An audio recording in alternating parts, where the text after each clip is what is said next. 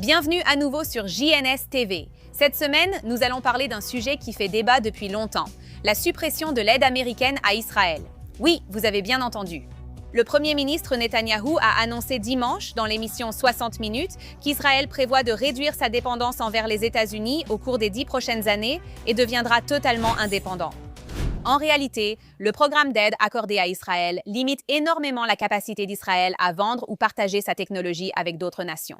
Cela interdit aussi à Israël de vendre des armes à des pays que les États-Unis n'approuvent pas explicitement. Mais Israël est un leader mondial dans la technologie et la défense avec un PIB de 700 milliards de dollars. Il n'a pas besoin du programme d'aide. Donc, pendant que les antisémites se plaignent de l'aide américaine à Israël, c'est en fait le premier ministre israélien qu'ils détestent tant qui est d'accord avec eux. Mais ce n'est pas la seule réaction irréfléchie et instinctive à Netanyahou que nous ayons vue récemment. De nombreux critiques ont reproché à Bibi d'alerter sur le risque nucléaire iranien depuis des années sans que cela ne se réalise, comme si cela prouvait quelque chose. Je vais donc vous raconter une histoire. Cette semaine, j'ai lu l'un des articles les plus stupides que j'ai vus depuis longtemps. Et honnêtement, cela résume parfaitement le manque de pensée critique qui règne actuellement en Occident. C'était une tribune écrite par un Américain juif, apparemment ivre de marxisme, qui faisait tout un numéro du genre « La colonie de vacances juive m'a menti ». Ce qui, bon, peu importe. Internet regorge de personnes qui accusent leurs animateurs de leur crise d'identité politique adulte. Mais enfoui sous cette crise idéologique, il y avait l'un des arguments les plus malhonnêtes que les gens continuent de répéter avec une confiance absolue, alors qu'ils n'ont clairement aucune idée de ce dont ils parlent. Que Netanyahou et Israël disent depuis des décennies que l'Iran est à quelques mois d'obtenir une arme nucléaire, et pourtant l'Iran n'en a toujours pas. Donc, Netanyahou ou Israël doit forcément mentir. Les gens disent cela comme si c'était un argument accablant ou qu'ils avaient surpris Israël en train de mentir. Mais réfléchissez plus de 5 secondes à quel point cette logique est incroyablement stupide. Le régime islamique n'a pas obtenu la bombe nucléaire parce que des gens n'ont cessé de l'en empêcher. C'est la partie que ces génies oublient toujours de mentionner. C'est comme se moquer des pompiers parce que l'immeuble dont ils vous avaient averti n'a jamais brûlé, tout en ignorant délibérément le fait qu'ils ont passé 20 ans à éteindre les étincelles. Oui, ce n'est pas l'argument imparable que tu crois. Et pourtant, des gens comme Tucker Carlson ou Cenk Uygur continuent de répéter ça comme si ça prouvait quelque chose. Cela prouve seulement qu'ils ont le cerveau en bouillie et ne comprennent pas ce qui a été fait pour retarder l'accès du régime à la bombe. Mais rien de tout cela n'est surprenant quand on entend les propos presque comiques de Tucker Carlson et de Grand MacGruber Megyn Kelly cette semaine, disant qu'Israël sera obligé d'utiliser une arme nucléaire si l'aide à Israël est coupée. Regardez. Israël ne pourrait pas soutenir un blocus ni se défendre pendant 24 heures sans le soutien militaire américain de 1,5 billion de dollars et sans la garantie de défense de longue date que nous avons avec Israël. Si cela disparaissait, Israël aurait deux choix. Soit il serait anéanti, soit il utiliserait des armes nucléaires. Voilà où nous en serions sans le soutien du gouvernement des États-Unis à Israël. Point final. Donc, toute personne qui vous dit qu'Israël va faire ceci ou qu'Israël va faire cela, Israël n'a aucune capacité à se défendre. Point final. Toute personne travaillant au Pentagone qui acceptera de vous parler franchement en off vous l'expliquera en détail. Israël n'aurait rien fait de tout cela. Il n'aurait pas une guerre à 6, 8 ou 10 fronts, ou quel que soit le type de guerre à multiples fronts qu'il mène actuellement. Rien de tout cela n'aurait été possible sans l'armée américaine, sans que des membres des forces américaines ne soient tués pour eux, sans que les contribuables américains ne paient pour tout cela. Donc il y a ça. Je suis désolée. Quoi? Il y a tellement d'idées fausses à déconstruire ici, et tout ça en moins d'une minute. Tout d'abord, Israël n'a jamais menacé d'effacer un autre pays de la carte. Israël n'est pas le régime qui pend des gens aux grues. Ce régime ne colonise pas la moitié du Moyen-Orient via des groupes terroristes par procuration. Ce n'est pas le régime qui finance le Hezbollah, le Hamas, les Houthis, les milices chiites en Irak, le djihad islamique palestinien et d'autres cellules terroristes à l'étranger, mais la République islamique d'Iran. C'est le régime islamique qui est la dictature révolutionnaire expansionniste, qui appelle ouvertement au génocide, exécute massivement son propre peuple et finance des groupes terroristes dans toute la région. Pourtant, d'une façon ou d'une autre, le pays que tout le monde est censé craindre, c'est Israël. Maintenant, même si certaines personnes sont simplement stupides, je pense que Tucker et Megyn sont tout de même mieux informés, même s'ils ne connaissent pas ce sujet en particulier. Mais ils comprennent aussi parfaitement que ce qui leur rapporte le plus de clics et d'engagement aujourd'hui, c'est le discours alarmiste anti-Israël, ou plutôt anti-juive. Et c'est leur seule priorité, car ils considèrent les publics musulmans non éduqués et conspirationnistes comme un potentiel financier inexploité. Donc, ce n'est pas seulement que Tucker et Meghan ont tort, c'est qu'ils diffusent activement de la désinformation tout en trompant leur propre public. Par exemple, quand vous prenez conscience des efforts déployés pour saboter le programme nucléaire iranien alors qu'Israël tirait la sonnette d'alarme, vous commencerez à remarquer comment exactement le même schéma se répète avec beaucoup d'autres accusations portées contre Netanyahou et Israël. Une partie de la communauté internationale s'est aussi impliquée, ayant passé des décennies à freiner les ambitions nucléaires de la République islamique. Au début des années 2000, les inspecteurs de l'AIEA ont révélé des activités secrètes d'enrichissement à Natanz, entraînant des sanctions comme des restrictions bancaires, des contrôles à l'exportation et des limitations technologiques. Les réseaux d'approvisionnement ont été ciblés et les opérations secrètes ont commencé à s'intensifier. En 2010, l'attaque informatique Stuxnet attribuée à Israël a détruit environ 1000 centrifugeuses à Natanz. Durant cette période, plusieurs scientifiques nucléaires iraniens ont été assassinés successivement. Massoud Ali Mohammedi, Majid Shahriari, Dariush Rezani-Nijad, Mostafa Ahmed Roshan, la liste continue. Et puis, les installations de centrifugeuses ont commencé à exploser. En 2020, une explosion a ravagé l'installation d'assemblage de centrifugeuses avancées à Natanz, causant d'importants dégâts. La même année, Mohsen Farizadeh, largement considéré comme l'architecte du programme nucléaire militaire, a été assassiné près de Téhéran. Et qui peut oublier l'opération épique du Mossad en 2018 lorsqu'ils ont infiltré Téhéran et volé les archives nucléaires secrètes du régime? Des dizaines de milliers de dossiers classifiés prouvant que le régime avait menti pendant des années sur les dimensions militaires de ses ambitions nucléaires. Après des années de sabotage, repoussant plusieurs fois le programme nucléaire de plusieurs mois ou années, des agents israéliens sont entrés dans un État ennemi, ont pénétré un entrepôt secret, volé une demi-tonne de documents nucléaires classifiés et les ont fait sortir en contrebande. Avant même que les Iraniens ne réalisent ce qui s'était passé, les gens en ligne continuent de dire « Eh bien, si l'Iran était une telle menace, n'aurait-il pas déjà la bombe ?» Vous voyez, Netanyahou nous a menti. Oui, le régime n'a pas la bombe aujourd'hui parce qu'Israël n'a cessé de les en empêcher. Et c'est précisément ça, le point. Et pourtant, après tout ça, il y a encore des gens comme Tucker et Meghan qui parlent d'Israël comme si c'était un parasite sans défense qui survit grâce à la générosité américaine. Ce qui nous ramène à cette vaste illusion en ligne selon laquelle Israël n'existe aujourd'hui que grâce à l'aide américaine ou à ce que Tucker a dit, qu'Israël ne pourrait pas se défendre sans les États-Unis. Encore une fois, il n'y a que quelqu'un qui ne connaît absolument rien à la relation entre les États-Unis et Israël qui pourrait dire quelque chose d'aussi stupide. Ou quelqu'un qui est un menteur complet, comme Tucker Carlson. Israël ne pourrait pas maintenir un blocus ni se défendre pendant 24 heures sans les 1500 milliards de dollars des États-Unis. L'armée américaine le soutient et applique la garantie de défense de longue date que nous avons avec Israël. C'est quelque chose que Tucker a inventé dans sa tête.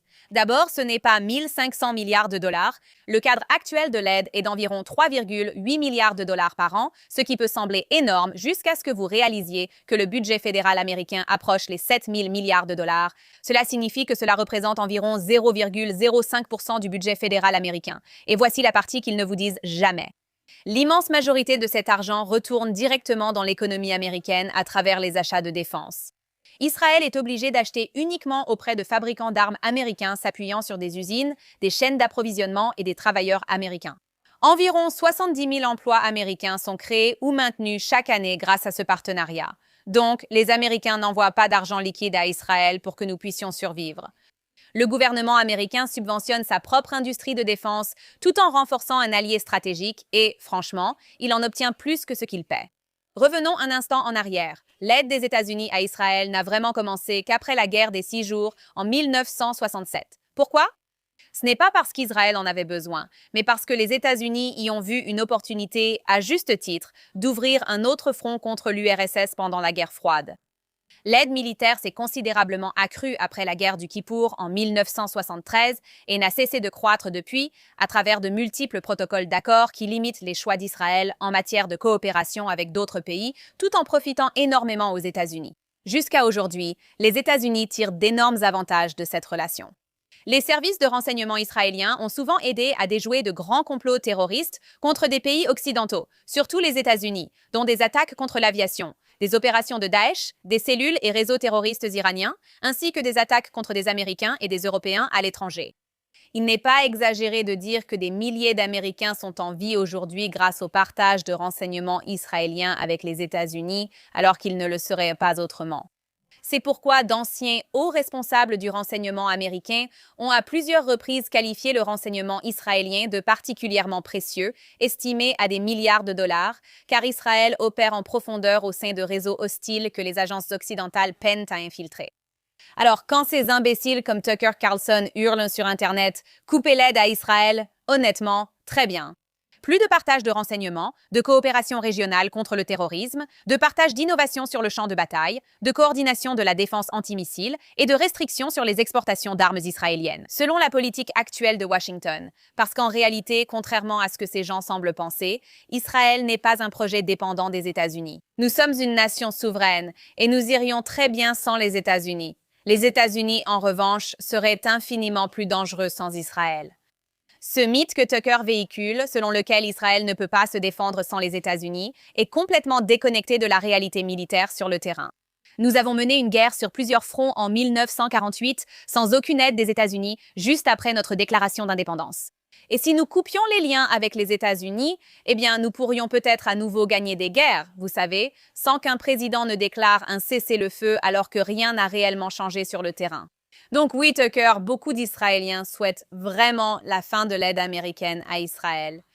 Mais contrairement à votre analyse, si on peut vraiment appeler ça une analyse, c'est parce que nous n'en avons pas besoin pour continuer à nous défendre. Nous n'avons pas besoin que Washington cherche sans cesse à influencer la politique et la défense israélienne.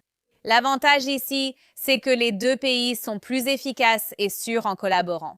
Mais si le public américain veut suivre la voie des islamistes, comme le conseille Tucker Carlson, Ahlan wa sahlan, bonne chance l'Amérique. Et maintenant, puisqu'on parle des internautes accros à l'indignation qui font semblant d'avoir leur place près du pouvoir politique, parlons du candidat au Congrès Dan Bilzerian. Une histoire tellement folle qu'on dirait presque une expérience sur les réseaux sociaux pour voir jusqu'où la civilisation peut dégénérer avant que les gens ne se disent enfin « peut-être qu'on devrait arrêter de mettre des psychopathes d'Internet en politique ».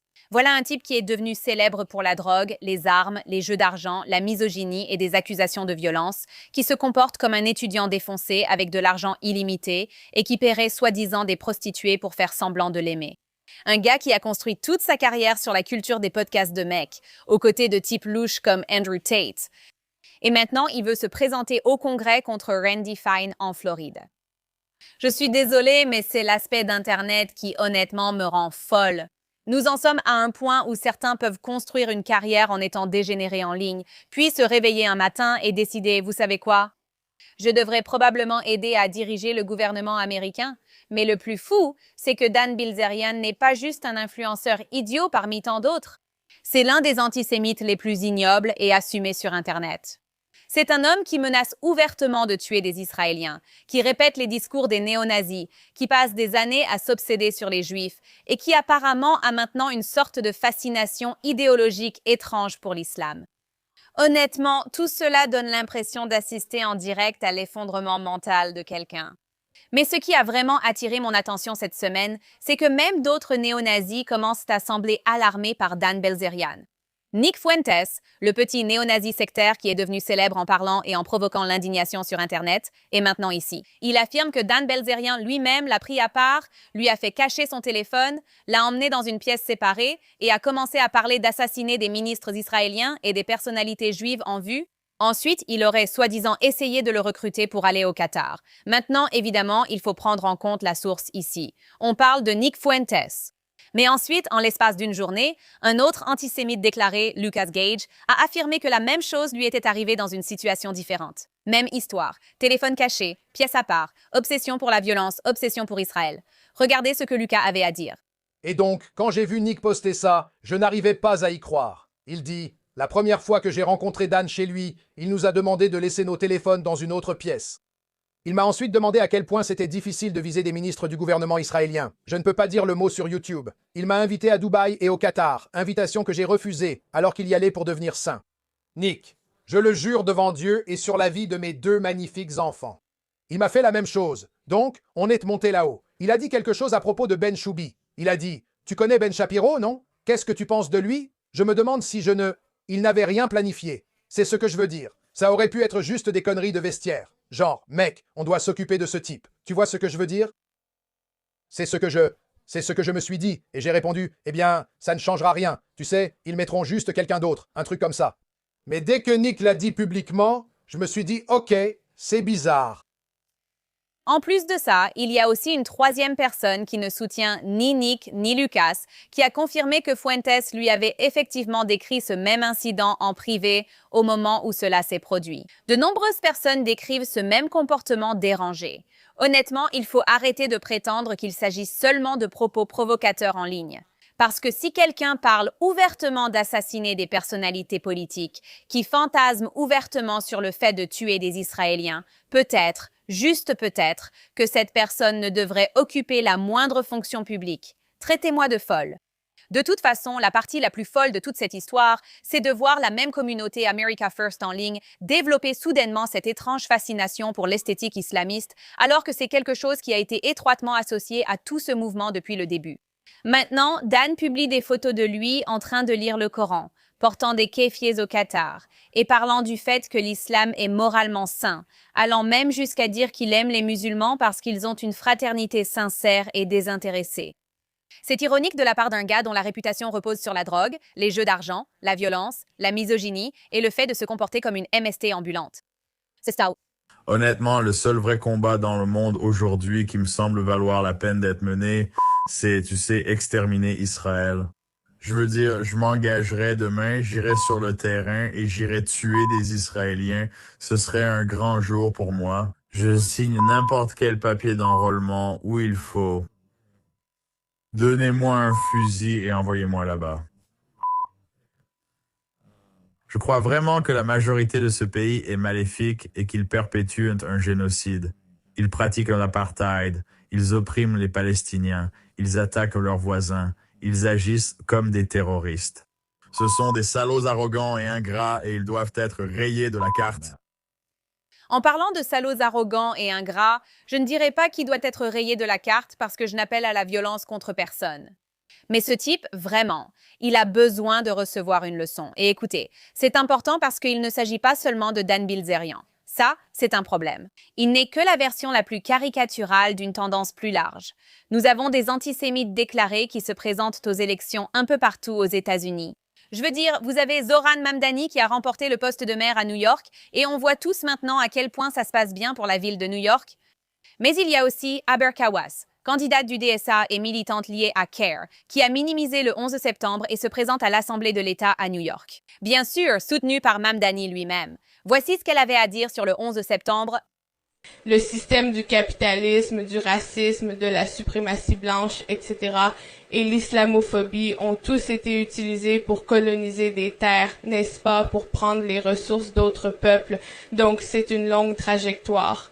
Nous voyons simplement ces manifestations de continuité, n'est-ce pas, avec le 11 septembre. Donc, très souvent, quand on nous demande de réagir à propos, vous savez, d'une attaque, n'est-ce pas? Quand on regarde en arrière, historiquement, beaucoup d'entre nous viennent de terres qui ont été colonisées, de terres où des guerres sont menées, n'est-ce pas? Très souvent, c'est à cause de la politique des États-Unis ou des politiques en Europe, et donc je trouve que nous pouvons nous retrouver là-dessus. Mais aussi, l'idée que nous devons nous excuser pour une attaque terroriste commise par seulement quelques personnes. Et puis, il n'y a pas d'excuses ni de réparation pour le génocide, l'esclavage, etc. C'est quelque chose que je trouve vraiment répréhensible. L'esclavage? L'esclavage moderne subsiste encore dans l'un des seuls endroits au monde où il existe toujours, le monde arabo-musulman. Mais c'est un autre sujet, on en discutera plus tard. Pendant ce temps, revenons à Dan Bilzerian qui débarque dans la conversation comme un boss final défoncé à la coke, symbole ultime de la décadence d'Internet. Et si vous voulez vraiment comprendre à quel point ce type est mauvais, j'ai envie de jouer à un petit jeu. Qui l'a dit? Des terroristes islamistes ou Dan Bilzerian? Voyons si vous pouvez deviner. Première citation. Je parierais toute ma fortune que c'était moins de 6 millions, les chiffres ne collent pas. Bravo si vous avez deviné Dan. Il s'agit bien de Dan Bilzerian qui nie l'Holocauste.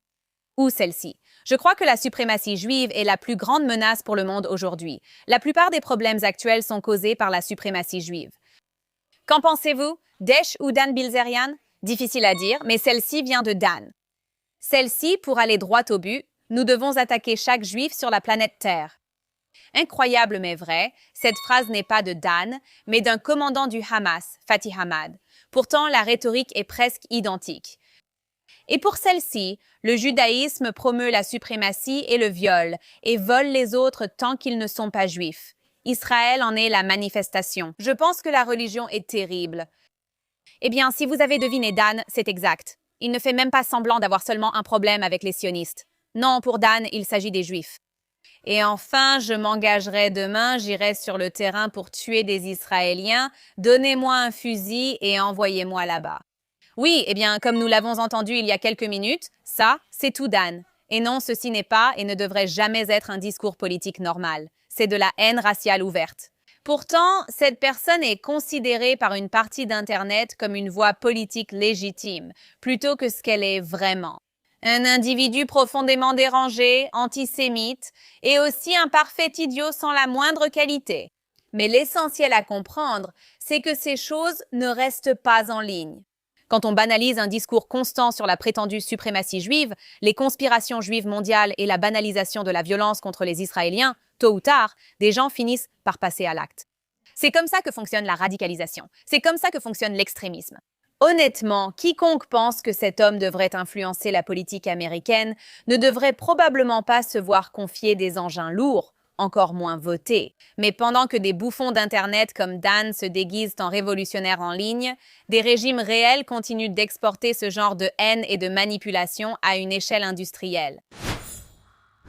Et cela nous amène au bon, au mauvais et au pire de cette semaine. Commençons par notre histoire la plus sordide, car cette semaine, la République islamique d'Iran a décidé de rappeler au monde que non seulement c'est un régime terroriste, mais qu'il est aussi complètement dérangé. Il faut vraiment que vous compreniez combien cette histoire est étrange. Apparemment, une sorte de note a circulé dans le ministère des Affaires étrangères ou l'appareil de propagande du régime islamique, car plusieurs ambassades et comptes affiliés au régime ont soudainement commencé à cibler la porte-parole de la Maison-Blanche, Caroline Leavitt, en ligne. Et quel était son crime? Avoir un bébé, je vous jure que je n'invente rien.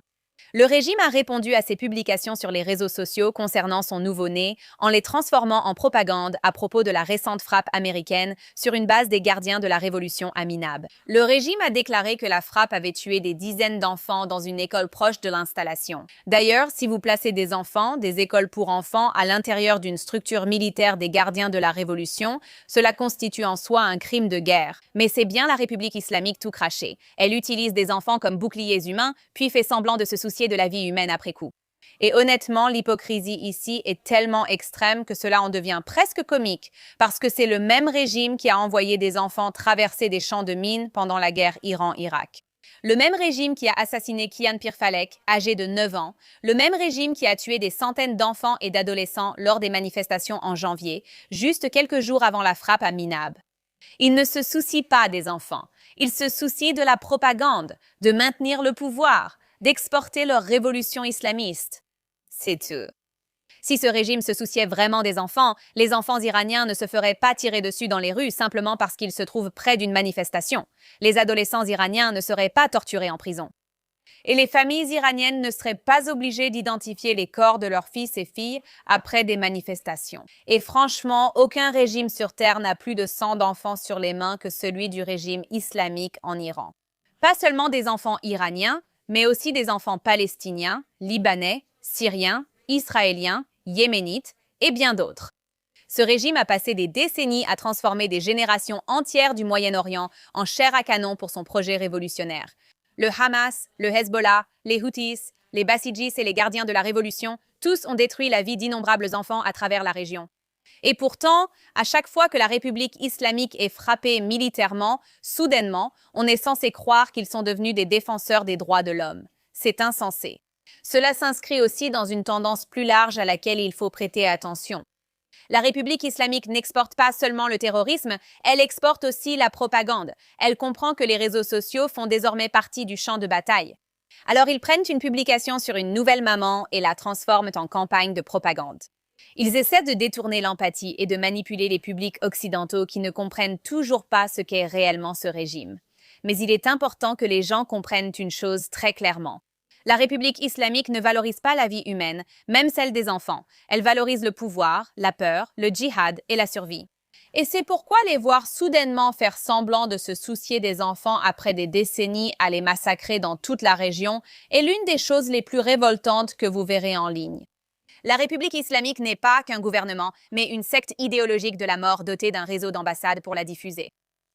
Passons à la mauvaise nouvelle. Cette semaine, l'Australie a rappelé ce qui arrive lorsque les pays occidentaux feignent de croire que la radicalisation relève seulement de la diversité culturelle. L'Australie doit gérer les conséquences du retour des épouses de Daesh après avoir rejoint l'une des organisations terroristes les plus cruelles du monde.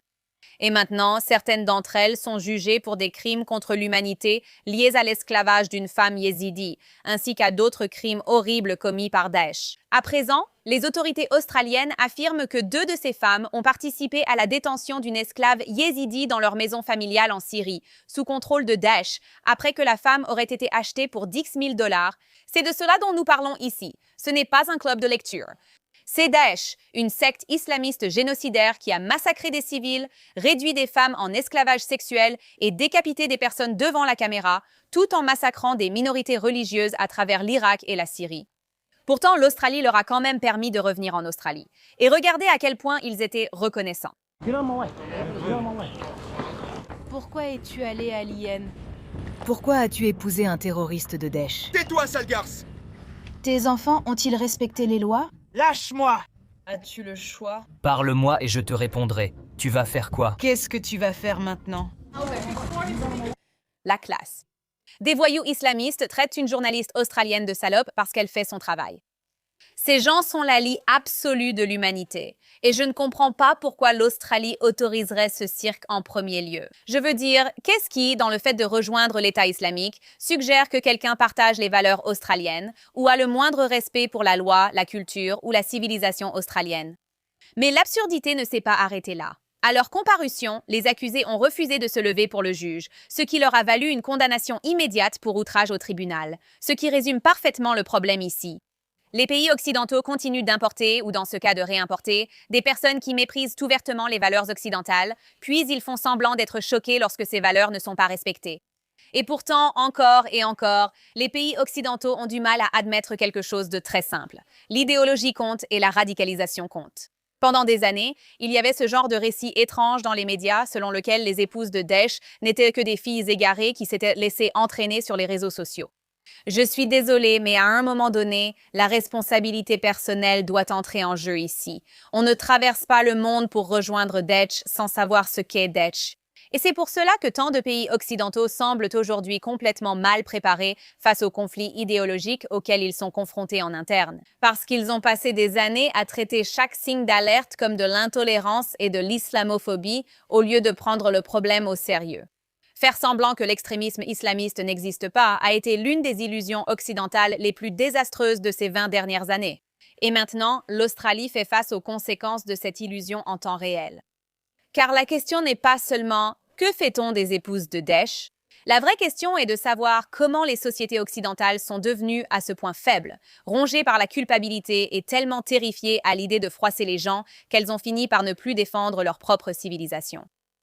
Et enfin, la bonne nouvelle de la semaine, parce qu'après une semaine entière de débilité sur Internet, de propagande, d'épouses de Daesh et de podcasteurs qui jouent aux politiciens, il est aussi important de rappeler aux gens ce que font réellement les vrais États.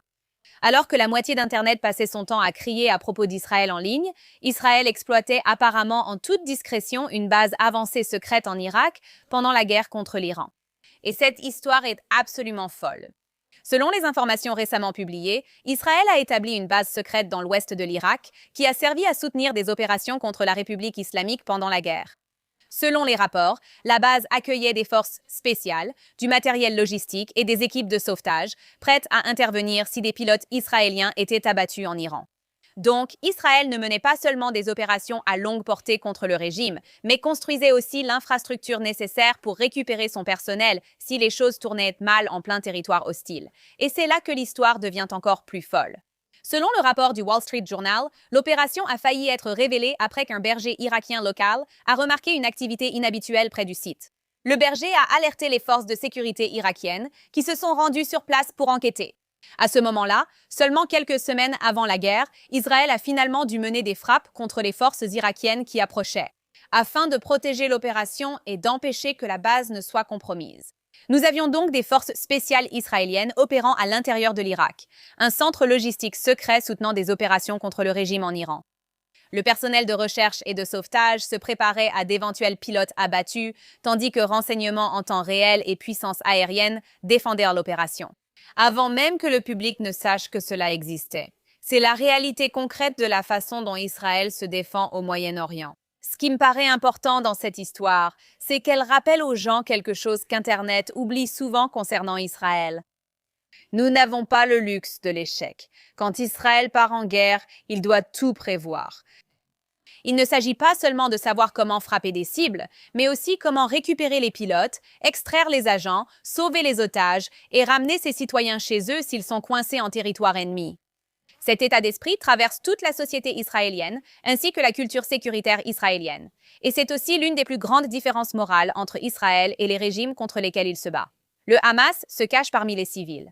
Le régime islamique envoie des enfants sur des champs de mines et finance des groupes terroristes. Daesh réduit les femmes en esclavage et massacre les minorités. Mais Israël investit d'énormes ressources dans les opérations de sauvetage, les capacités d'extraction et le rapatriement des siens sains et saufs.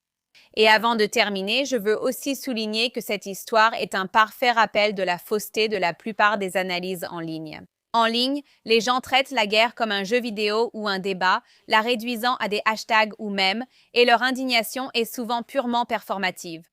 Les vraies opérations de sécurité sont discrètes, complexes, risquées et menées par des personnes conscientes que des vies humaines sont en jeu en cas d'échec.